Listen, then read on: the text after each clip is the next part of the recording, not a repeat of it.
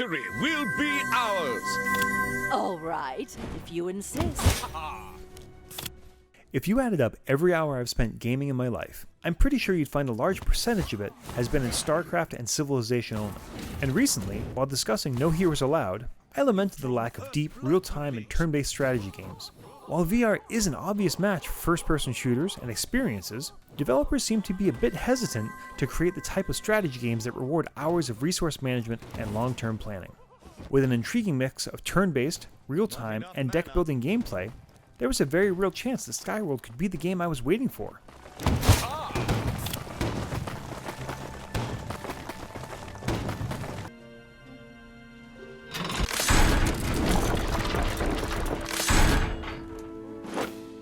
The overworld is controlled by a steampunk-inspired series of panels and levers that you can place wherever you'd like.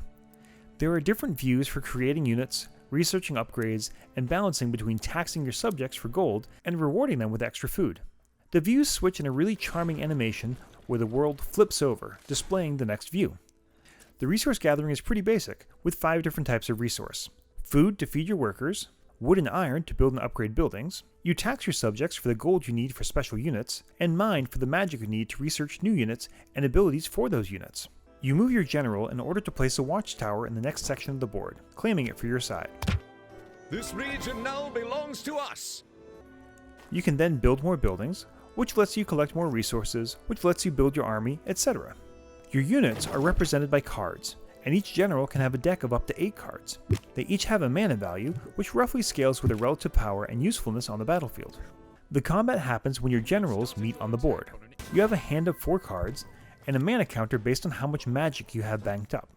You spend the mana by physically placing the cards onto the battlefield, and your units pop into existence, heading towards the enemy on a path that you've assigned them. Your mana slowly rebuilds over time, but if you spend too much too fast, you end up stuck waiting for your mana pool to refill. So planning is crucial. The goal is to attack and destroy the enemy castle, but there are 2 to 3 autocannons floating above the battlefield that you can claim. If you claim and hold a land below them, they join your team and start firing away at enemy units and buildings. These cannons are crucial, and I can't imagine winning any engagement without controlling the majority of them. The combination of the mana system and the importance of claiming the cannons leads to a totally new dimension in real-time strategy games. Timing. Timing is so important. You have to know when to hold them and know when to fold them. Drop a unit too early, and they'll take a cannon, sure, but they'll be overextended and have no backup.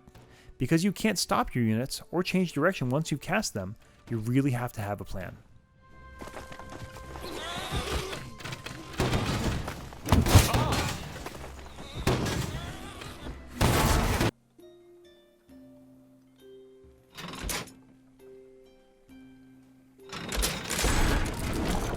The campaign mode took me about 4 hours, but that was on easy. The harder levels are much harder, and I think will scratch that itch for long-form, turn-based gameplay that you've been looking for.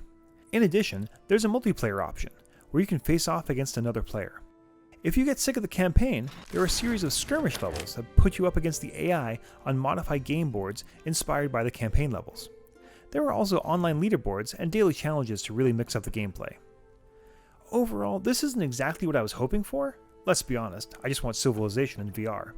But until then, this is by far the best strategy game I've come across for the PSVR.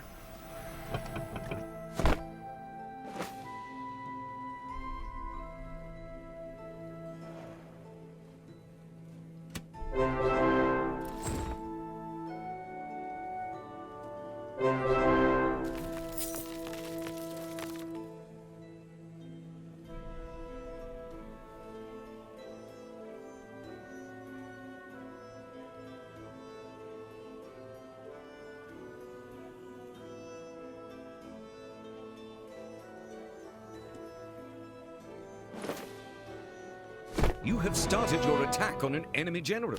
Battle is imminent.